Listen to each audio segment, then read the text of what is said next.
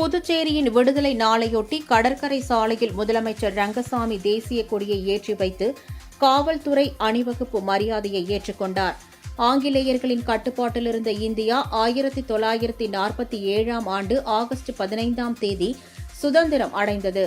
ஆனால் பிரெஞ்சு ஆட்சியின் கீழ் இருந்த புதுச்சேரிக்கு அப்போது விடுதலை கிடைக்கவில்லை.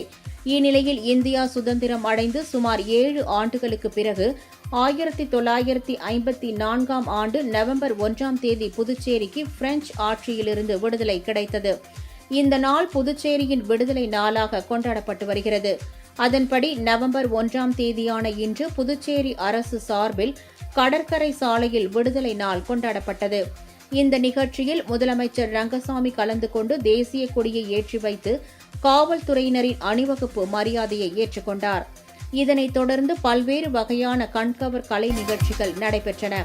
இவ்விழாவில் சட்டப்பேரவைத் தலைவர் செல்வம், துணைத் தலைவர் ராஜவேலு மற்றும் அமைச்சர்கள், சட்டமன்ற உறுப்பினர்கள், தலைமை செயலர் உள்ளிட்ட அரசு அதிகாரிகள், பொதுமக்கள் மற்றும் சுற்றுலா பயணிகள் கலந்து கொண்டனர். கடற்கரை சாலையில் விழா முடிந்த பின்னர் சட்டப்பேரவையில் முதலமைச்சர் ரங்கசாமி தேசிய கொடியை ஏற்றி வைத்து போலீசாரின் மரியாதையை ஏற்றுக்கொண்டார். இதனிடையே பிரெஞ்சு அரசாங்கத்திடமிருந்து பெற்ற சுதந்திரத்தை சீர்குலைக்கும் ஆளும் பாஜக என்ஆர் காங்கிரஸ் அரசை கண்டித்து விடுதலை நாள் விழாவை சட்டமன்ற எதிர்க்கட்சித் தலைவர் சிவா உள்ளிட்ட எதிர்க்கட்சி சட்டமன்ற உறுப்பினர்கள் புறக்கணித்தனர்.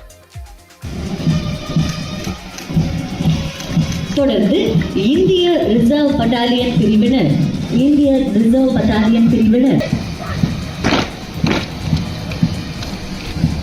காரைக்காலில் 71வது புதுச்சேரி விடுதலை நாள் விழா கொண்டாடப்பட்டது.